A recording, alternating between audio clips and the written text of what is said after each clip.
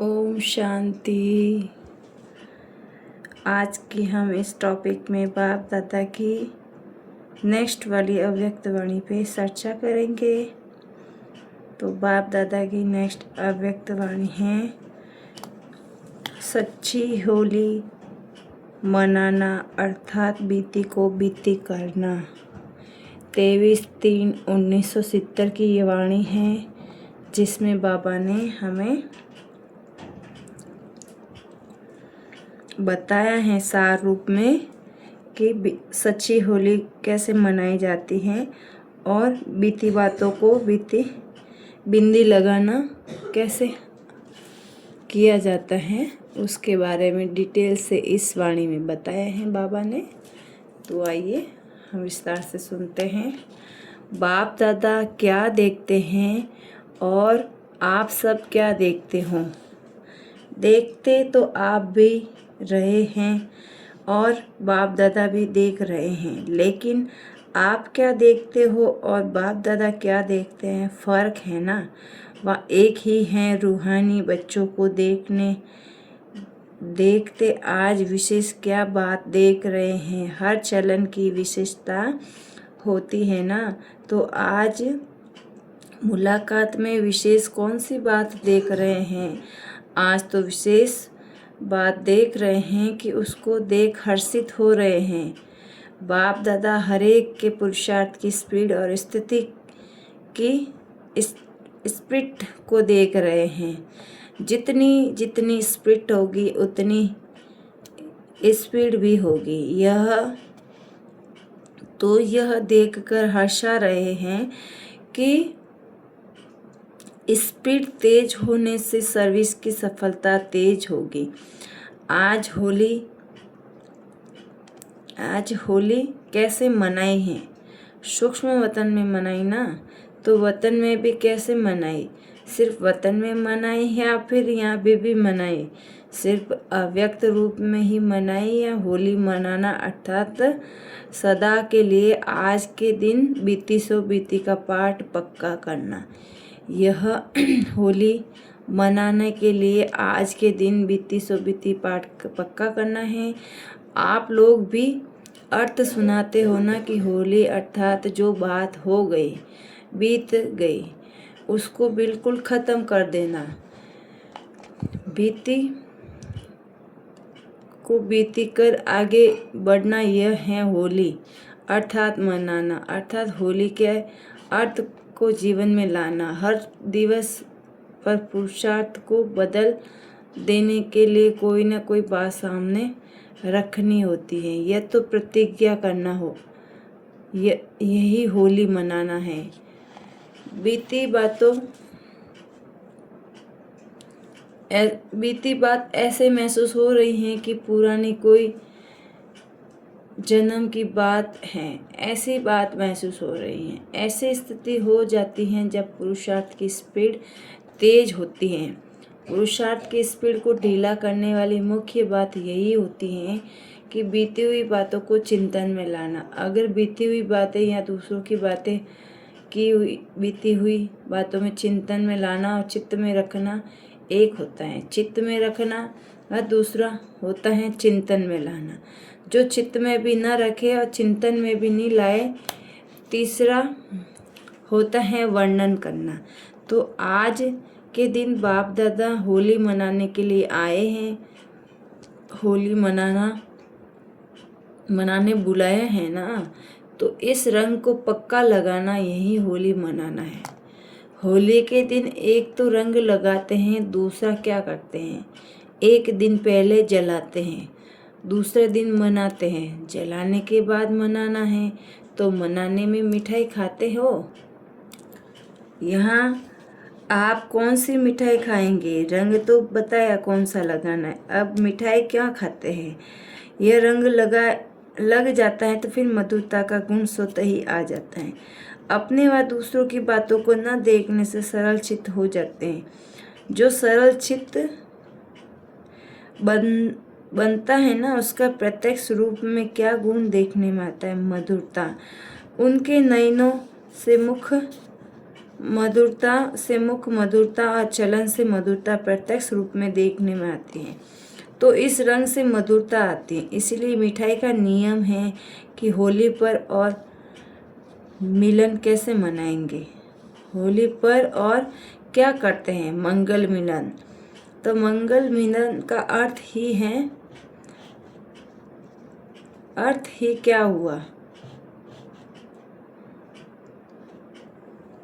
मंगल मिलन का अर्थ ही क्या हुआ। यहाँ मंगल मिलन कैसे मनाएंगे, मधुरता आने के बाद मंगल मिलन क्या होता है, संस्कारों का मिलन होता है ना। तो भिन्न भिन्न संस्कारों के कारण एक दूसरे से दूर होते हैं तो जब ये रंग लग जाता है तो मधुरता आ जाती है। तो फिर कौन सा मिलन होता है। आप लोग सम्मेलन करके आए हो ना, तो बाप दादा ने भी ये पट्टी जो बनाई है वह फिर संस्कार मिलन की बनाई है। जब संस्कार मिलन हो तो ये सम्मेलन, तब उस सम्मेलन की प्रत्यक्षता देखने में आएगी। आप लोगों ने सम्मेलन किया और बाप दादा संस्कारों का मिलन कर रहे हैं, तो इस मिलन का यादगार ये मंगल मिलन है। बाप दादा बच्चों से मिलन तो हैं, लेकिन आपस में सभी से बड़ा मिलन है, संस्कारों का मिलना। जब ये संस्कार मिलन हो जाएगा तब जय जयकार होगी। देवियों का गायन है ना, वह भी सिद्ध हो प्राप्ति कराती हैं। कोई को भी रिद्धि सिद्धि प्राप्त करनी होती है तो किन्हों से प्राप्त करते हैं, रिद्धि सिद्धि प्राप्त कराने वाले कौन हैं, देवियाँ ना। तो जब पुरुषार्थ की विधि संपूर्ण हो जाती है तब ये सिद्धि भी प्राप्त होती हैं। कभी भी सिद्धि प्राप्त करने के लिए बाप दादा के पास नहीं आएंगे, देवियों के पास जाएंगे। तो बाप दादा ने यहाँ पे देवियों का वर्णन किया है बहुत अच्छी तरह से इस वाणी में, कि देवियों के पास कैसे सिद्धि लेने जाते हैं भक्त आत्माएं। देवियाँ स्वयं सिद्धि प्राप्त की हुई हैं, तब दूसरों को रिद्धि सिद्धि दे सकते हैं। तुम्हारे पुरुषार्थ की सिद्धि तब होगी जब संस्कारों का मिलन होगा। बाबा यहाँ पे संस्कार मिलन की बात कर रहे हैं। जब हमारा संस्कार मिलन हो जाएगा, देवी ब्राह्मण जैसे ब्राह्मणों का आपस में संस्कार मिलन हो जाएगा ना, तो वो देवी स्वरूप को प्राप्त कर लेगी। और जब देवी स्वरूप में सब आ जाएंगे, उसी से तो संस्कार मिलन का रास होगा और फिर जय जयकार होगी। बाबा ये कहना चाहते हैं। तो सबसे जास्ती भक्तों की क्यों बड़ी कहाँ लगती हैं, देवियों के पास। जैसे हनुमान में मंदिर व देवियों के मंदिर में ज़्यादा भीड़ लगती है। इससे क्या सिद्ध होता है कि साकार रूप में क्यों कौन दिखाएगा, प्रत्यक्षता के बाद जो क्यों लगेगी ना, वह कौन देखेगा, बच्चे ही तो देखेंगे। बाप दादा तो गुप्त हैं, प्रत्यक्ष रूप में तो बच्चे ही देखेंगे। तो यहाँ पे बाप दादा हम देवियों का कितना मतलब एक देवी स्वरूप का गुणगान कर रहे हैं कि देवियों के सामने ही तो भीड़ लगती हैं, इनसे तो हमें सिद्धि प्राप्त होती है। तो जब देवियाँ खुद सिद्ध हो जाएगी साकार रूप में, क्यों कौन देखेगा। जब प्रत्यक्षता हो जाएगी बाबा के बच्चों की देवियों के रूप में, तो ये प्रत्यक्षता की क्यों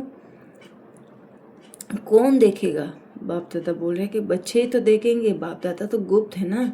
बाबा तो अभी अव्यक्त हो गए, तो बाबा चले गए ना, तो बाबा अभी यहाँ है नहीं। तो हम बच्चे रहेंगे ना इस सृष्टि पर। जब प्रत्यक्षता होगी तो हम बच्चे ही तो देखेंगे ना कि देवियों के सामने क्यों कैसे लगती हैं। तो उसका यादगार प्रत्यक्ष रूप में बड़े ते बड़े क्यों भक्तों की बच्चों के यादगार रूप पर लगती हैं। लेकिन यह क्यों लगेगी कब, जब संस्कार न मिलने का एक शब्द निकल जाएगा, तब यह क्यों भी लगेगी। इस भट्टी में और पढ़ाई नहीं करनी है, लेकिन अंतिम सिद्धि स्वरूप बनकर दिखाना है। यह संगठन संस्कारों को मिलाने के लिए है। कोई भी चीज़ को जब मिलाया जाता है तो क्या करना होता है, संस्कारों को मिलाने के लिए दिलों का मिलन करना पड़ेगा। दिल के मिलन के लिए संस्कार भी मिलेंगे। तो संस्कार को मिलाने के लिए बुलाना भी पड़ेगा ना, मिटाना भी पड़ेगा, संवारना भी, तो तीनों बातें ही करनी पड़ेगी ना। कुछ मिटना पड़ेगा, कुछ बुलाना पड़ेगा, तो कुछ संवारना पड़ेगा। यहाँ पे बाबा ने भी ये बोला, ये तब संस्कार मिल ही जाएंगे। यह है अंतिम सिद्धि का स्वरूप। अब अंतिम स्थिति को समीप लाना है तो एक दो की बातों को स्वीकार करना और सत्कार देना। अगर स्वीकार करना और सत्कार देना ये दोनों ही बातें आ जाती हैं तो फिर संपूर्णता और सफलता दोनों ही समीप आ जाती हैं। इस सिर्फ इन दो बातों को ध्यान देना है, दोनों ही बातों को समीप लाना और एक दो को सत्कार देना ही भविष्य का अधिकार लेना है। यह किनों की बट्टी है मालूम है? इन बट्टी का नाम क्या है? आप लोगों को तिलक की बजाय और चीज़ देते हैं और तिलक लगाया जाता है। इस बट्टी को भी लगाना। चिंदी, तिलक छोटा होता है ना, चिंदी चिंदी बड़ी होती है, बड़ेपन की निशानी चिंदी होती है। तिलक तो छोटे भी लगाते लेकिन चिंदी बड़े लगाते। जब जिम्मेवारी अपने ऊपर की रखते हैं तब चिंदी को धारण करते हैं। तो तिलक अच्छा व चिंदी अच्छी। आप सभी से शुभ चिंतक हो, सर्वी से बोलन शुभ चिंतक। तो इस शुभ चिंतक ग्रुप की निशानी चिंदी है, नाम ही है शुभ चिंतक ग्रुप।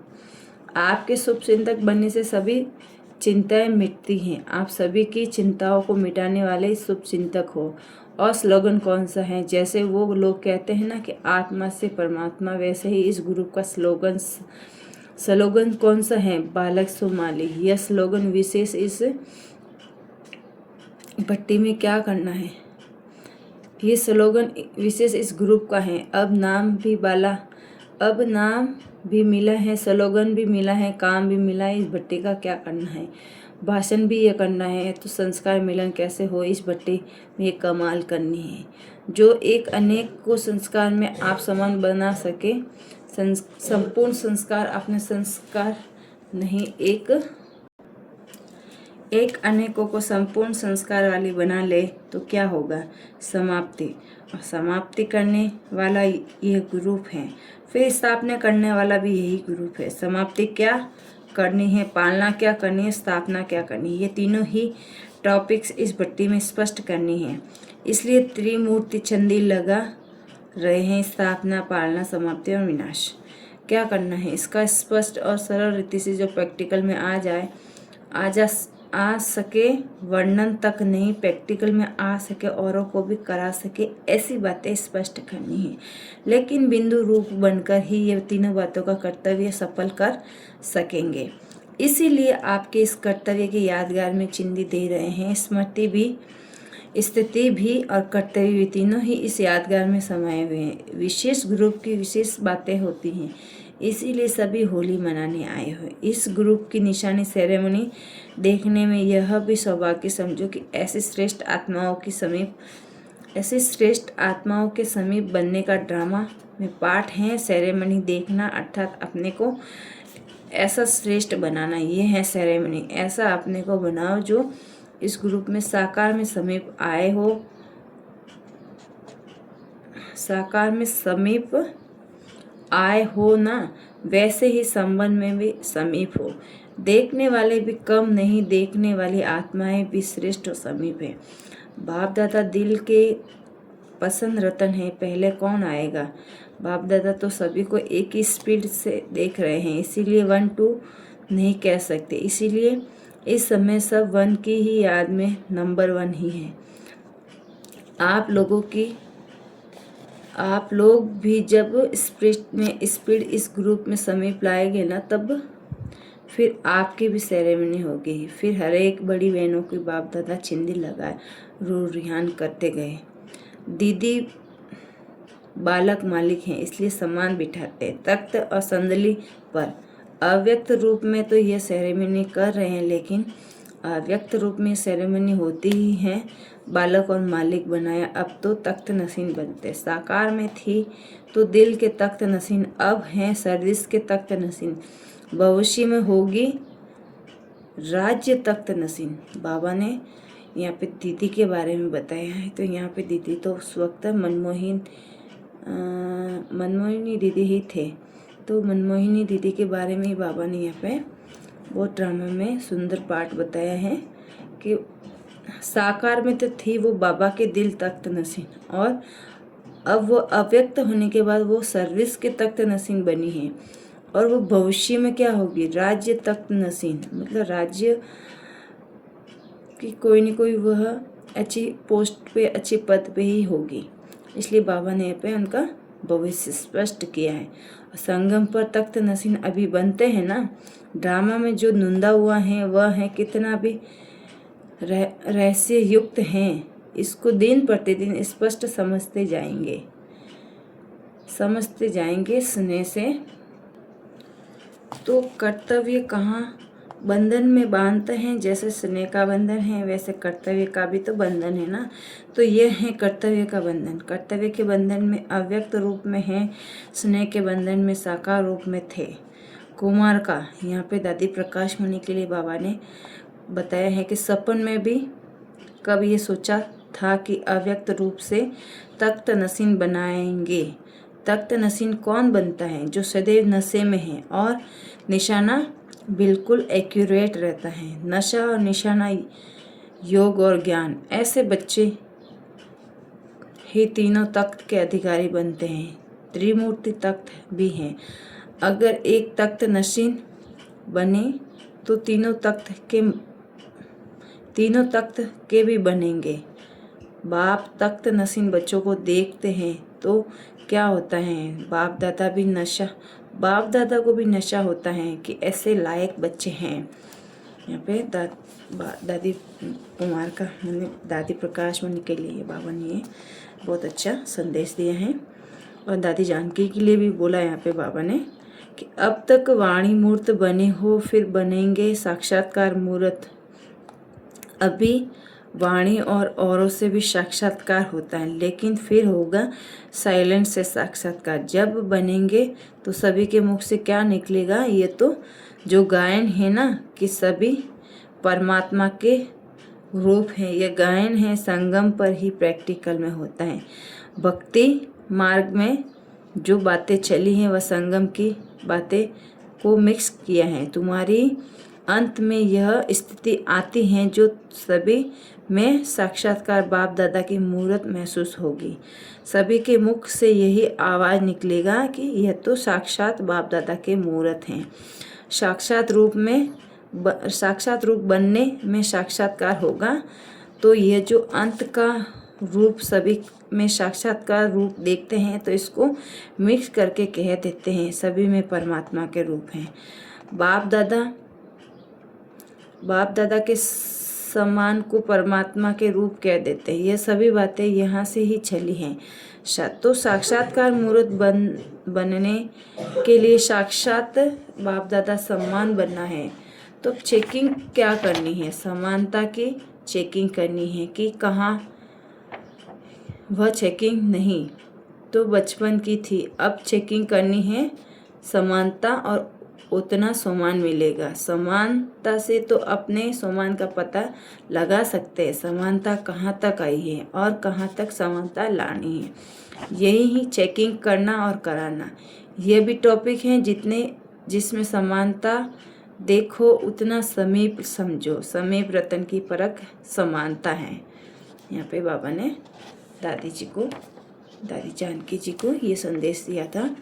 अभी चंद्रमणि दादी जी के लिए कुछ संदेश बाबा ने दिया है कि आप सूर्यमणि हो या चंद्रमणि हो, चंद्रमणियाँ जो होती हैं उसका निवास स्थान कहाँ, और सूर्यमणियाँ जो होते हैं उसका निवास स्थान कहाँ होता है।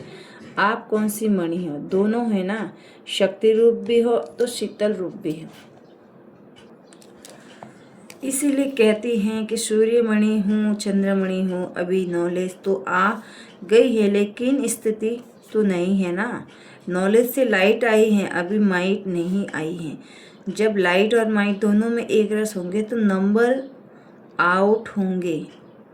अभी औरों को भी नॉलेज की लाइट दे सकती हो, माइट नहीं दे सकती हो। इसीलिए सफलता भी उसी अनुसार होती हैं। सभी को लाइट अर्थात रोशनी आ रही है कि इनों की नॉलेज क्या है, लेकिन लाइट का प्रभाव कम है। आधा कार्य अभी रहा है हुआ है, माइट देने में नंबर 1 ये बनेगी। बाबा ने चंद्रमणि दादी के लिए बोला कि यह माइट देने में नंबर 1 बनेगी। कोई कोई का लाइट देने में नंबर 1 आगे हैं, लेकिन कोई का माइट देने में नंबर 1 आगे है। दोनों में हैं, तीनों क्वालिटी हैं। बाप दादा ने दादी जी के लिए यह संदेश दिया कि इनमें लाइट, माइट और तीनों ही क्वालिटी है देने में। तो जब बाप दादा सिंधी पहनाते थे तो सभी तालियां बजा रहे थे। सतयुग में बजेगी शहनाइयाँ, अभी बजती हैं तालियां। बाप दादा ने कितना सुंदर रीति बताया। यहाँ पे भी मतलब चंद्रमणि दादी भी कोई भी बाप दादा का यहाँ पे इशारा है कि इसमें तीनों क्वालिटी है, तो ये कहीं ना कहीं ये भी बड़े पद पर ही होगी। मतलब सतयुग में इसके लिए शहनाइयाँ बजेगी, है ना। तो अब भी बजती है तालियां, तो शहनाइयाँ बजेगी मतलब तो शहनाइयाँ तो उसी के लिए बजती है जो एक राजा के घर में अच्छे पद पे होता है, बेटा बहू या फिर जो भी है, स्वयं राजा रानी, कोई भी क्वालिटी हो सकती है ना। तो बाबा यहाँ पे उनके लिए बता रहे हैं, मतलब इतना ऐसा हिंट दिया ना, उससे हम बहुत सारे चिंतन कर सकते हैं। बाबा ने इतना सुंदर रीति बताया। और निर्मल शांता दादी के लिए भी बाबा ने यहाँ पे कुछ अच्छे से विस्तार से बताए हैं कि तन के रोग पर विजय प्राप्त कर रही हो, संगम पर ताज, तिलक, तख्त और सुहाग भाग्य सभी मिलते हैं। एक ही समय पर सर्व प्राप्तियां बाप दादा कराते हैं। जो एक जन्म की देन अनेक जन्म चलती हैं, वैसे बच्चों को भी फिर अनेक जन्मों के हिसाब किताब एक जन्म में चुकता करना है। यह एक जन्म का अनेक जन्म चलता है, वह अनेक जन्मों का एक जन्म में ख़त्म होता है। तो अनेक जन्मों का हिसाब किताब एक जन्म खत्म करने के कारण कभी कभी वह फोर्स से रूप ले आता है। बाप दादा ये शुद्ध देखते हैं, नहीं शुद्ध नहीं, बाप दादा ये युद्ध देखते रहते हैं कि आप भी देखती हो वह दूसरों की। जब साक्षी हो देखने लग पड़ते तो यह व्याधि बदलकर खेल रूप में हो जाती है। बाप दादा साक्षी रूप में देखते हैं और उसका साहस देखकर हर्षित भी होते हैं और साथ साथ सहयोगी भी बनते। थकती तो नहीं हो ना, नहीं। अथक बाप के बच्चे अथक अविनाशी हो। मालूम है अब क्या करना है, अब अंत में साक्षात्कार मूर्त बनना है। जितना साक्षी अवस्था ज़्यादा रहेगी उतना समझो साक्षात्कार मूर्त बनने वाले हैं। अब अंतिम पुरुषार्थ ये रह गया है कि साक्षात्कार मूर्त बन बाप दादा का साक्षात्कार और अपना साक्षात्कार कराना है। यहाँ पे निर्मल शांता दादी के लिए बाबा ने बहुत सुंदर रीति से बताया है कि आप साक्षात्कार मूर्त बनने वाली आत्मा हो। यहाँ पे बाबा ने निर्मल शांता दादी के लिए बोला। अब शांतामणि दादी के लिए भी बाबा ने बहुत सुंदर रीति बताए हैं कि श्रेष्ठता लाने के लिए मुख्य कौन सा गुण है। जितना स्पष्टता होती है उतना ही श्रेष्ठता आती है। जो स्पष्ट होता है वो सरल और श्रेष्ठ होता है। स्पष्टता के नज़दीक है और जितना स्पष्टता होती है उतना भी सरलता भी होती है। सफलता भी इतनी समीप लाती है। समीप रत्नों की निशानी किसमें मालूम पड़ेगी? समानता से। बाप दादा के संस्कार की समानता से समीपता का मालूम पड़ता है। तो समानता समीपता की निशानी है। आदि रतन होना, आदि सो अनादि। जो आदि रतन है वह अनादि गायन योग्य बनते हैं। मतलब यहाँ पे भी दीदो बाबा ने कितनी बड़ी सुंदर लाइन बोली है कि जो आदि रतन है ना, जो अभी जो प्रेजेंट में जो आदि रतन थे, अभी तो उन सब ने अपना शरीर छोड़ दिया है, लेकिन बाबा ने उनके लिए इतना सुंदर गायन बताया है कि अभी हमने जिसके भी बारे में, जितने भी रतन के बारे में हम पढ़ रहे हैं ना, बाबा ने आज की मुरली में बताया ना, ये सब रतन है बाबा के आदि। तो ये अष्टरत्न के बारे में बाबा बात कर रहे हैं कि ये अष्टरत्न आदि रत्न है, जो ये सो अनादि भी हैं, जो आदि हैं वह अनादि गायन योग्य बनते हैं। तो ये अष्टरत्न की माला है। बाबा ने यहाँ पे अष्टरत्नों का गायन किया है कि क्योंकि ये देव के साथ मददगार हैं, देव के साथ मददगार हैं। देव के साथ मतलब यहाँ पे ब्रह्मा बाबा स्वयं अपने को देवता के रूप में मानते हैं, क्योंकि वही तो कृष्ण बनने वाले हैं। तो कृष्ण कौन है? देवता है ना, तो वो देव के मददगार हैं। तो आदि रत्न ही सृष्टि के कर्तव्य के आधार हैं। आदि रत्न है नहीं अष्टरत्न। बाबा ने यहाँ पे अष्टरत्नों के बारे में तो ये हिंट दिया है कि आदि रत्न ही सृष्टि के कर्तव्य के आधार हैं। सृष्टि कर्तव्य के आधार ही कौन है? आदि रत्न। तो यहाँ पे बाबा ने रतन मोहिनी दादी को भी बहुत बड़ा हिंट दिया है कि स्नेही हो व सहयोगी हो, दोनों हो। स्नेही और सहयोगी दोनों समान है। जितना जो स्नेही उतना ही सहयोगी बनता है। स्नेही सहयोगी के सिवाय ये नहीं रह सकता। जितना स्नेही है उतना सहयोगी है, उतना ही शक्ति रूप भी। जब स्नेह, सहयोग और शक्ति तीनों की समानता होती है तब समाप्ति होती है। इस समय डबल ताजदारी हो भविष्य में बनेंगे। क्या बोला बाबा ने यहाँ पे? इस समय डबल ताजधारी हो कि भविष्य में बनेंगे। संगम पर डबल ताजधारी हो। कौन सा डबल ताज है? एक तो है स्नेह का और दूसरा है सर्विस का। तो सर्विस का ताज है, जिम्मेदारी का ताज है, वह है स्थूल और वह है सूक्ष्म ना। तो स्नेह का ताज सूक्ष्म है, जहाँ डबल ताजधारी बनते हैं वह वहाँ भी डबल ताजधारी बनते हैं। बाप दादा ने कितना एक ही लाइन में इतनी बड़ी बात बोल दी कि जो यहाँ पे डबल ताजधारी बनते हैं ना, वो वहाँ पर भी डबल ताजधारी बनते हैं। वहाँ पर कहाँ पर? सतयुग की बात कह रहे हैं बाबा यहाँ पे कि वो सतयुग में भी डबल ताजधारी बनते हैं। ये पॉइंट्स किसके लिए हैं? दादी रतन मोहिनी के लिए। तो उनके लिए बाबा ने बहुत सुंदर रीति बताया है कि बाप दादा डबल ताज देते हैं, नंबरवार ताज तो होते हैं ना। यहाँ भी नंबरवार पुरुषार्थ अनुसार ताजधारी देखने में आएंगे। तो बाबा ने यहाँ पे दादी जी के लिए इतना सुंदर बात बता दिया। ये चीज़ अव्यक्त वाणी से ही पता चलती है, तो हम सबको अव्यक्त वाणी बहुत ध्यानपूर्वक सुननी चाहिए। बाबा के बहुत बड़े बड़े राज छुपे हुए होते हैं इस अव्यक्त वाणियों में। तो यहाँ पे बाबा ने मनमोहिनी दादी के बारे में भी इतना सुंदर रीति बताए हैं कि जैसे साकार में जब अव्यक्त प्रोग्राम चलते थे तो श्रृंगार कर बैठते थे, आज वही श्रृंगार हुए चित्र देखते हैं। हर एक की विशेषता अपनी अपनी है, जो विशेषता समीप लाती हैं आपको आपकी विशेषता क्या है? सर्व से स्नेही और सर्व के सहयोगी बनना। यह विशेषता है जो सर्व के स्नेही बनते हैं, वह सर्व के स्नेह और उनको प्राप्त होता है। तो सर्व स्नेही कौन बनते हैं? जो सर्व त्यागी होते हैं, और जो सर्व त्यागी होते हैं वही सर्व के स्नेही और सहयोगी बनते हैं। तो ऐसे श्रेष्ठ संकल्प वाले श्रेष्ठ पद के अधिकारी बनते हैं। यहाँ पे देखो बाबा मनोहर दादी के लिए भी मनोहर दादी के लिए भी यहाँ पे बाबा ने इतना सुंदर पॉइंट्स बोल दी है बाबा ने कि जो यहाँ स्नेही और सहयोगी बनते हैं, इस संगम पर जो वो सर्व के स्नेही और सहयोगी बनते हैं, ऐसे श्रेष्ठ संकल्प वाले श्रेष्ठ पद के अधिकारी बनते हैं, है ना। यहाँ पे श्रेष्ठ पद के अधिकारी का मतलब क्या है? मतलब सतयुग में भी इनको बहुत सुंदर पद मिलने वाला है। मतलब कोई न कोई राजघराने का ही पद मिलेगा। मतलब वो भी कोई राजा या महाराजा या फिर